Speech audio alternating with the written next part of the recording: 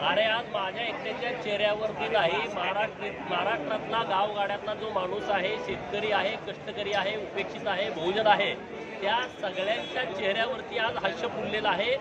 2019ला ज्या जनतेने माननीय देवाभाऊला मुख्यमंत्री पदासाठी बहुमत दिलं होतं, त्यांचा विश्वासघात केला आणि त्या विश्वासघातामध्ये जे आनंदात होते, मजेत होते, त्यांना 2024ला त्यांच्या ढोंगणावरती लाथ घालून त्यांना राजकारणातून बाहेर जनतेने काढलेले आहे आणि पुन्हा तिसऱ्यांदा महाराष्ट्राच्या मुख्यमंत्री पदावरती माननीय देवाभाऊ उद्या संध्याकाळी 5 वाजता विराजमान होत आहेत। याच्यासारखा दुसरा आनंद माझ्या आयुष्यात असू शकत नाही। ज्या व्यक्तिमत्वावरती गेली 5 वर्ष त्यांना अपमानित केलं गेलं, त्यांच्यावरती टीका टिप्पणी केली गेली, जातीवाद प्रचंड केला गेला, त्या सगळ्याला उत्तर महाराष्ट्रातल्या जनतेने दिलेलं आहे आणि माझ्यासाठी आजचा दिवस खूप खूप आनंदाचा दिवस आहे।